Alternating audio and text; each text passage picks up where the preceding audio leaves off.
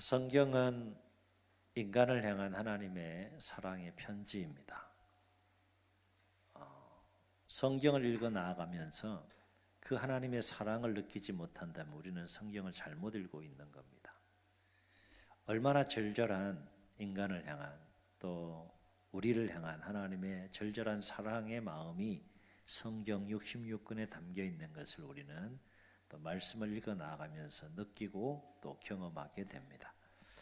이러한 하나님의 사랑을 느낄 수 있는 것 중에 하나가 바로 예수님의 족보 이야기가 되겠습니다. 성경을 보게 되면 복음 속에 두 번에 걸친 예수님의 족보 이야기가 나오는데, 한 번은 오늘 읽은 우리 본문에 예수님의 족보 이야기가 나오고, 또 한 번은 누가복음 3장에 가면 예수님의 족보 이야기가 나옵니다. 그런데 마태복음과 누가복음에 나오는 족보 이야기를 보게 되면 차이가 있는 것을, 두드러진 차이가 있는 것을 보게 돼요. 그것은 마태복음은 아브라함부터 시작해서 예수님으로 끝나는 족보 이야기가 되겠고, 누가복음 3장에 나오는 족보 이야기는 예수님으로부터 시작해서 거꾸로 하나님으로 끝나는 족보 이야기가 나오게 됩니다. 왜 이런 차이가 나느냐? 이 사복음서는 예수님이 누구인가에 대한 이야기를 기록하면서 1차 독자들의 대상이 각각 다르기 때문에 그렇습니다. 마태복음의 그 독자는 유대인들을 대상으로 예수님은 이런 분입니다 라는 소개하는 이야기가 마태복음이고, 누가복음은 그 1차 독자가 이방인들입니다.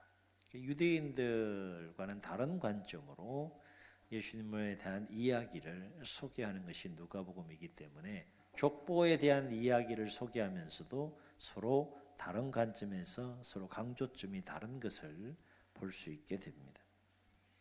이를테면 마태복음은 유대인들을 대상으로 기록한 복음이기 때문에 유대인들이 가장 중요한 인물은 아브라함과 다윗입니다. 아브라함은 그들의 믿음의 조상이고 또 출발이기 때문이고, 다윗은 이스라엘 역사상 가장 위대한 왕이고 가장 크고 놀라운 하나님의 은혜와 축복 가운데 가장 광활한 땅을 차지했던 그 왕이 바로 다윗이기 때문에 예수님이 바로 그 아브라함과 다윗의 자손으로 오셨다는 것을 유대인들에게 강조를 합니다. 누가복음에서 이 누가는 이방인들을 대상으로 보다 포괄적으로 예수님이 누구인지 소개하는데, 그 예수님은 참 하나님의 아들이십니다. 동시에 참 사람의 아들로 이 땅에 오셨습니다 라고 하는 메시지를 통하여서 예수님에 대한 이야기를 풀어가는 것을 보게 됩니다. 그렇다면 우리가 오늘 마태가 기록하고 있는 이 예수님의 족보 이야기에서 주목해야 될 것이 뭐냐? 여러 가지 우리가 주목해야 될 것들인데 그 중에 하나가 뭔가 하면, 아브라함으로부터 시작을 해서 예수님에게 이르기까지 많은 인물들이 등장하죠. 그렇죠? 족보가 쭉 이어지는 것을 보게 돼요. 그런데 그 예수님의 족보에 나오는 그 인물들은 다 아브라함뿐만 아니라 불완전한 인간의 계보를 통하여서 예수님이 이 땅에 오셨다라고 하는 것입니다. 우리는 성경을 통해서 인류를 구원하시고자 하신 하나님의 거대한 계획 속에 아무도 당시에 주목하지 않은 평범한 인간, 평범한 사람, 그것도 나이가 많은 한 사람 아브라함을 선택해서 모든 인류를 구원하기를 원하시는 하나님의 계획을 시작해 가시는 것을 창세기 12장부터 우리가 만나게 됩니다. 우리가 오늘에서야 성경을 통해서 아브라함이 어떤 인물인지 알게 됐지만, 하나님께서 계획을 세우시고 인류에 대한 구원을 계획을 세우시고 그 일을 시작하는 그 과정에서 아브라함을 선택할 그 당시에 아브라함은 그저 평범한 인물이었어요. 특별한 인물이 아니었습니다. 우리와 성정이 똑같은 인물이었고, 그도 연약한, 부족한, 허물이 많은 인간이었던 것을 성경을 통해서 우리가 보게 됩니다. 여과 없이 성경은 아브라함이 어떤 인물인지에 대해서 우리에게 말씀해 주고 있는데, 아브라함이요, 자기가 살기 위해서요, 아내를 누이라고 속이는 거짓말까지 한 사람이에요. 아브라함은 위대한 인물이죠. 그런데 그의 인생, 하나님께 부름받고 출발하는 그 인생의 여정을 초창기부터 쭉 따라가 보면 아브라함은 자기가 살려고 아내를 누이로 속이는, 거짓말하는 그 연약한 아브라함을 만나게 됩니다. 하나님께서 떠나라라고 했을 때 도착한 곳이 약속의 땅 가나안 땅인데 그 땅을 떠나면 안 되는데, 어떤 어려움이 있어도 떠나면 안 되는데 흉년이 왔어요. 살고 싶은 거예요. 아브라함도 사람이잖아요. 그래서 애굽을 향하여 또 약속의 땅을 떠나게 되는 그 연약함을 보이는 아브라함의 모습을 성경을 통해 만납니다. 야, 내가 너를 불러서 큰 민족을 이루게 해줄게. 그리고 약속의 땅, 이 땅을 내가 너에게 반드시 준다. 그 약속을 하나님께서 했고 아브라함은 믿음으로 그 말씀을 붙잡고 성경을 보면 그 말씀을 쫓아 이제 하나님의 인도하심을 따라 삶이 시작이 되는데, 처음에는 믿음이 충만했어요. 야, 내 인생 가운데 이 놀라운 이제 삶이 펼쳐지겠구나. 꿈과 비전과 믿음을 가지고 출발했는데 시간이 지나도록 하나님이 약속을 안 지키시네요. 25년이 되기까지 약속을 지키지 않아요. 그래서 하나님에 대한 그 약속과 그 약속하신 하나님에 대한 의심이 생깁니다. 그래서 이제 하나님 포기하셨나 보다. 더 이상 자손에 관한 생각은 할 수 없는 상황인가 보다. 물리적으로는 더 이상 자손을 가질 수 없는 연령대가 된 상황이고, 그래도 자구책으로 어떻게 그 자손에 관한 문제를 해결해 보려고 해서 자구책으로 얻은 아들이 누굽니까? 이스마엘을 낳게 되죠. 하나님의 언약의 씨앗이 아니었던 겁니다. 이런 연약하고 허물이 있고 불완전한 그 인간을 하나님께서 선택해서 인류를 구원하는 구원의 그 계획을 시작합니다. 오늘 족보 이야기를 보면 아브라함 이후에 등장하는 많은 인물들 또한 세밀하게 우리가 다 살펴볼 수는 없어도 공통적인 것은 그들 역시 불완전한 인간이었다는 것이고 그들 역시 허물이 많은 인간들이었다라고 하는 것입니다. 특별히 그 계보를 놓고 보면 예수님의 족보에 들어갈 인물들이라면 그 삶이 완벽해야 되는데, 완전해야 되는데, 의인이어야 되는데 그렇지 못한 인물들이었다는 겁니다. 특별히 예수님의 족보 이야기를 보게 되면 마리아, 육신의 어머니가 되는 마리아를 제외한 4명의 여인에 관한 이야기가 나옵니다. 아주 독특한 족보예요.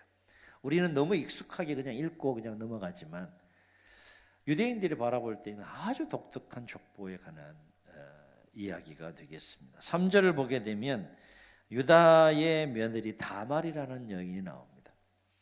유다의 장자인 이 다말의 남편 이 자식을 갖지 못해서 죽게 되므로 계대 결혼법에 의하여 그 동생을 통해서 이제 후손을 이어가야 되는데, 이 오난이 자식을 갖는 일에, 다말이 자식을 갖는 일에 협력하지 않습니다. 거부함으로 말미암아 실패하게 돼요. 그래서 유다의 셋째 아들인 셀라를 통해서 이제 또 자녀를 갖기를 원했는데 이번에는 시아버지 유다가 그걸 거부함으로 실패하게 됩니다. 그래서 다말은 어쨌든 후손을 이어가야 된다는 생각까지 가지고 어떤 방법을 쓰는가 하면 창녀로 분장을 해요. 자기가 창녀로 그렇게 분장을 해서 시아버지 유다와 동침함으로 베레스와, 오늘 본문에 나오는 보면 베레스와 세라를 낳은 여인이 바로 다말입니다. 이런 여인이 예수님의 거룩한 족보에 지금 들어와 있어요. 5절 보면 라합이라는 여인도 이방인의 여인인데 이방인으로서의 기생이었습니다.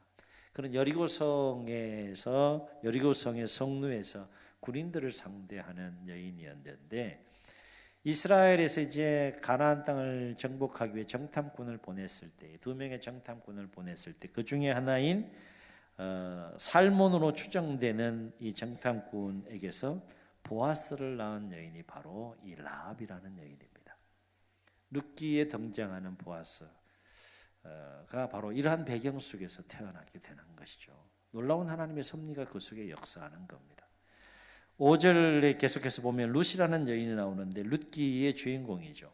모압 땅의 여인이고 모압 땅에서 이제 이스라엘 남편을 만나게 되지만 그 남편이 일찍 죽음을 맞이하게 되고 다시 가나안 땅으로 나오미 시어머니와 함께 돌아와서 하나님의 섭리 가운데에 이스라엘의 계대 결혼법을 따라서 고엘 제도에 따라서 보아스를 만나 이 다윗의 할아버지가 되는 오벳을 낳게 되는 여인이 바로 룻입니다.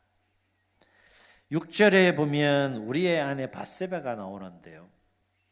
밧세바의 남편은 다윗의 충신인 군인이었어요. 우리아라고 하는 군인의 아내였는데 이 우리아가 전쟁에 나아가서 전쟁을 하고 있는 그 틈 사이에 다윗이 이 밧세바와 동침함으로 말미암아 낳은 아들이 바로 솔로몬이 됩니다.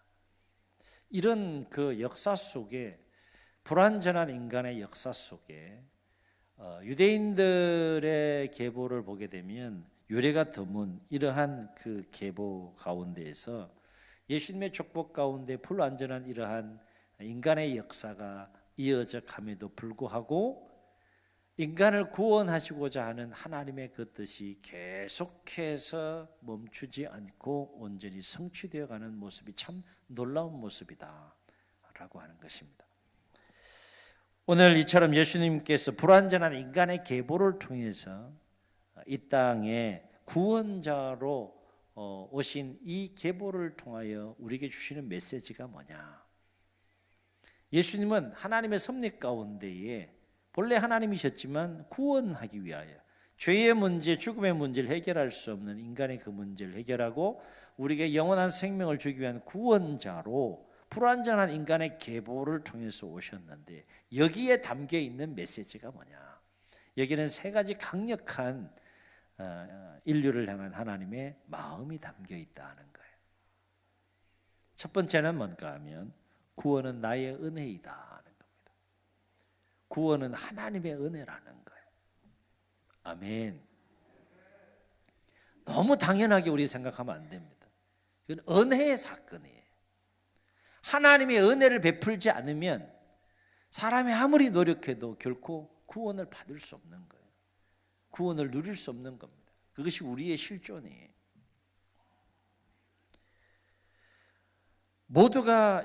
인간은 모두가 스스로는 자신과 다른 사람을 구원할 수 없는 불완전한 인간이고 불완전한 존재이고 죄인이기 때문에 하나님께서 은혜를 베풀지 않으면 결코 이 안은 인간은 구원을 받을 수가 없는 것이죠. 그런데 놀라운 사실은 뭔가 하면 하나님께서 그리하지 아니하셔도 되지만 그 구원의 은혜를 베푸셨다는 거예요? 안 베푸셨다는 거예요? 베푸셨다는 거예요. 이것이 우리를 향한 하나님의 은혜이고 마음이다 하는 거예요. 하나님의 그 은혜, 그 은혜가 어떻게 역사의 시간의 흐름 속에서 아브라함으로부터 시작해서 예수님을 통하여 이루어졌는지를 이 계보를 통하여 첫 번째 우리에게 주시는 메시지다라고 하는 것입니다. 그러니까 예수님의 계보 딱딱한 누가 누구를 낳고 누가 누구를 낳고 그 낳고의 흐름 속에는 수많은 시간의 흐름이 있고 그 속에는 무엇이 담겨 있다는 거예요? 인간을 구원하시고자 하시는 하나님의 은혜가 담겨 있다는 거예요. 그러니까 성탄을 우리가 기다리고 준비하면서 그 하나님의 은혜를 깨닫고 그 은혜를 깊이 묵상할 수 있어야 한다라고 하는 것입니다. 두 번째, 불완전한 인간의 계보를 통해서 예수님이 이 땅에 오셨다는 것은 무엇을 의미하는 것일까? 어떤 하나님의 마음이, 강력한 마음이 담겨 있을까? 두 번째는 나는 너희를 향한 사랑을 결코 포기할 수 없다는 거예요. 아멘. 우리는 불완전한 인간의 계보를 끊지 아니하시고, 하나님 얼마든지 끊을 수 있죠. 아브라함을 딱 선택했는데 마음에 안 들어. 아예 포기해 버릴 수 있는 거죠. 그런 권한과 지휘와 모든 것을 하나님 다 가지고 계세요. 그런데 하나님은 그 불완전한 인간의 계보를 끊지 아니하시고 사랑으로 계속해서 이어가시면서 인간의 모습으로 하나님의 아들 예수님을 이 땅에 보내시는 그 예수님의 탄생의 사건을 통하여서 우리를 향한, 인류를 향한 포기하지 않는 하나님의 사랑의 마음을 우리가 느낄 수가 있다는 것입니다. 난 너를 사랑하는 거 포기하지 않겠다. 이게 족보 이야기에 나오는 메시지라는 거예요. 하나님이 여러분 포기하지 않는다는 거예요. 이게 놀라운 거죠. 예수님이 그 역사의 흐름 속에 약속되어지고 성취의 그 때에 육신의 모습으로 오셨다는 것은 나 너 포기하지 않겠다. 너 사랑하는 거 내가 포기하지 않겠다. 얼마든지 포기해도 괜찮은데 포기하지 않겠다는 거예요. 이것은 마치 자녀를 사랑하는 부모의 마음과도 같은 것인데요. 여러분 자녀들이 다 마음에 듭니까? 막 자녀들만 생각하면 막 해피합니까? 막 안 그렇구나. 다 가정마다 힘든 일들이 있으시구나. 부족한 것들이 있죠. 자녀들이 잘못하는 것 있죠. 상처를 주는 일들도 있고요. 왜 저렇게 살까라고 하는 생각이 들 때도 있죠. 그러면 그 자녀를 사랑하는 거 포기합니까? 네? 포기해도 되는 겁니까? 아니죠. 아무리 자녀가 잘못하고 부모가 생각하기에 부족하고 여러 가지 또 연약한 삶의 모습이 있다 할지라도 부모의 마음속에는 그 자녀를 포기하지 않는 사랑의 마음이 있잖아요. 그게 바로 하나님의 자녀, 하나님의 백성들을 향한 하나님의 마음인데 그 마음을 구체적으로 어떻게 알 수 있느냐? 예수님의 족보 이야기를 통해서 우리가 알 수 있다는 거예요. 예수님을 보내셨다는 건 뭐예요? 나 너 포기하지 않고 사랑한다 그 얘기. 또 한 가지 불완전한 인간의 계보를 통해서 예수님이 오셨다는 것은 어떤 하나님의 마음이 담겨 있느냐? 나는 너희를 향한 구원을 포기할 수 없다. 사랑을 포기하지 않는 하나님, 구원을 포기하지 않는 하나님. 그래서 1장 21절을 보면 오늘 읽진 않았지만 하나님께서 인류를 구원하시기 위해서 아들을 보내시는데요. 그 아들의 이름을 누가 지어주셨다 그랬어요? 하나님이 직접 지어주셨다 그랬어요. 그 이름이 누구라 그랬습니까? 예수라. 하나님이 직접 지어주신 아들의 이름이 인간의 모습을 입고 이 땅에 보내신 그 하나님의 아들의 이름을 하나님이 직접 지어주셨네. 그 이름이 바로 예수라. 왜 그렇게 예수라는 이름을 하나님이 지어주셨다고 말하는가 하면 성경은 이렇게 정언하죠. 아들 낳으리니 이름을 예수라 하라. 이는 그가 자기 백성을 어디에서? 죄에서 뭐 할 자이심이라? 구원할 자이심이라. 죄악 가운데의 죽음의 권세 아래 하나님의 심판으로 말미암아 다 멸망시켜도 할 말이 없는 존재들을 향하여 너희들이 그런 삶을 살고 있음에도 불구하고 나 너희들을 구원하는 거 포기하지 않겠다. 그 메시지가 아들을 보내신 사건을 통해 우리에게 주시는 메시지다. 우리가 구원과 관련해서 반드시 기억해야 할 것은 구원은 절대적인 하나님의 은혜의 사건이기도 하지만 절대적인 하나님의 주권의 사건이기도 하다는 거예요. 우리가 살고 죽는 것이 우리의 손에 달려있는 것이 아니라 누구의 손에 달려있다는 거예요? 하나님의 손에 달려있다는 거예요. 그런데 우리가 사는 은혜 가운데 지금 살고 있다 그러면 감격해야죠. 감사해야죠. 구원을 위해 우리가 아무리 노력해도 하나님께서 우리를 구원하시기를 포기하시면 어느 누구도 결코 구원의 은혜를 누릴 수가 없는 것이죠. 결코 값싼 구원이 아닙니다. 결코 당연한 구원이 아니에요. 하나님이 허락하셔야 누릴 수 있는 겁니다. 그래서 사도 요한은요, 이러한 하나님의 주권과 사랑에 대해서 뭐라고 정언했습니까? 요한복음 3장 16, 17절에서 이렇게 정언하죠. 하나님이 세상을 이처럼 사랑했다. 말로만 사랑하지 아니하시고 어떻게 사랑하셨다는 거예요? 구체적으로 표현하셨다. 그 마음을 구체적으로 표현하셨는데 어떻게 표현하셨다는 거예요? 독생자를 주셨다. 하나밖에 없는 아들을 우리를 위해 내어주셨다는 거예요. 우리를 사랑하는 일에 포기하지 않으시는 하나님의 마음, 저 한 구절 속에 담겨 있죠. 왜 그렇게 사랑하신다는 거예요? 이는 그를 믿는 자마다 멸망하지 않고 영생을 얻게 하려 하심이라. 아멘. 포기하지 않고 끝까지 우리를 사랑하시는 이유가 어디 있다는 거예요? 끝까지 구원하시겠다는 거죠. 이어지는 말씀 보면 하나님이 그 아들을 세상에 보내신 것은 세상을 심판하려 하심이 아니요 도리어 어떻게 하시기 위해서 아들을 보내셨다고 얘기를 합니까? 그로 말미암아 세상이 구원을 받게 하려 하심이라. 이게 하나님의 마음이라는 거예요. 이게 하나님의 의지라는 거예요. 예수님의 그 불완전한 인간의 계보를 통해서 오신 이 성탄의 사건 속에 이 놀라운 하나님의 마음이 담겨 있고 의지가 담겨 있고 열정과 열심이 담겨 있는 것을 보게 되는 거죠. 얼마나 인간을 구원하시기 위해서 열심을 내시고 열정을 가지고 역사하시는지 우리 성경을 통해서 만나게 됩니다. 아들을 보내신 걸로 끝나지 않고 그 아들을 어떻게 합니까? 아예 십자가에 못 박잖아요. 그만큼 인간을 끝까지 사랑하시고 끝까지 구원하시고자 하시는 하나님의 마음이 크고 놀랍다. 우리는 그 인류를 향한, 오늘 예배에 참여한 우리 모두를 향한 하나님의 강력한 마음, 그것을 예수님의 계보를 통하여서 우리가 느끼고 경험할 수 있어야 한다라고 하는 것입니다. 이제 아기 예수님의 탄생이 다가옵니다.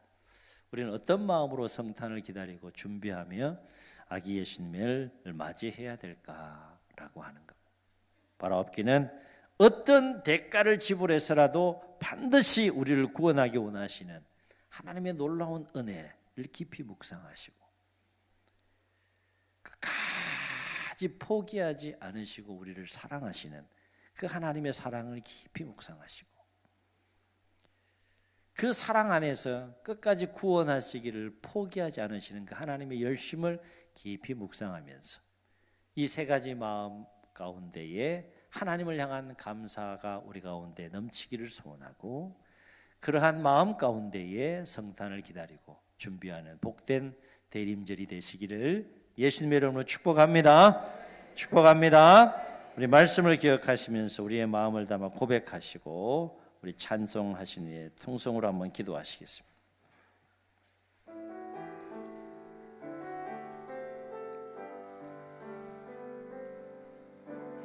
아버지 사랑 내가 노래해, 아버지 은혜 내가 노래해, 그 사랑 변함없으신 거짓 없으신 성실하신 그 사랑 상한 갈 때 꺾지 않으시는 아멘 꺼져가는 등불 끄지 않는 그 사랑 변함없으신 거짓 없으신 성실하신 그 사랑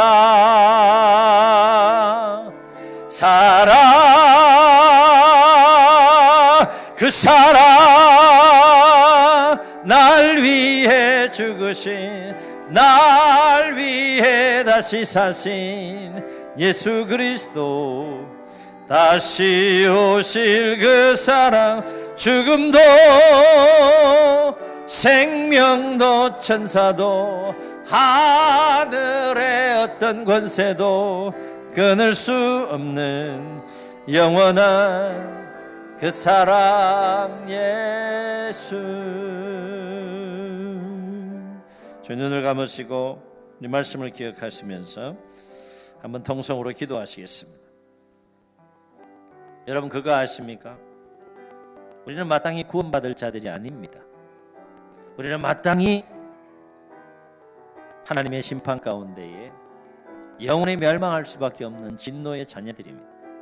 그것이 우리의 실체입니다. 그 모습이 우리의 본래의 모습입니다. 하나님 버리셔도 우리는 할 말이 없는 존재입니다. 그러나 하나님께서는 그리하지 아니하시고 불완전한 인간의 계보를 통해서 참고 인내하십니다. 끝까지 우리를 구원하시기 위한 열심과 열정으로 끝까지 포기하지 아니하시고 사랑하십니다. 은혜를 베풀어 주셨기에 우리가 죄사함 받고 구원받아 여기에 있습니다. 얼마나 놀라운 은혜입니까? 얼마나 놀라운 사랑입니까? 아기 예수님의 탄생은 이와 같은 놀라운 인류를 향한 하나님의 마음과 의지가 담겨 있는 은혜의 사건이고 축복의 사건입니다. 복된 사건이고 기쁜 사건입니다. 우리는 아기 예수님의 탄생을 어떻게 기다리고 준비하고 계신지요? 오늘 예수 그리스도의 족보에 담겨 있는 우리를 향한 하나님의 이 세 가지 마음을 깊이 생각하고 묵상하면서 감격하고 그 은혜와 사랑에 감사함으로 주님의 오심을 우리가 기다리고 준비하는 복된 이 대림절 절기가 되게 해달라고, 복된 성탄이 되게 해달라고 주님 세 번 부르시고 통성으로 기도합니다. 주여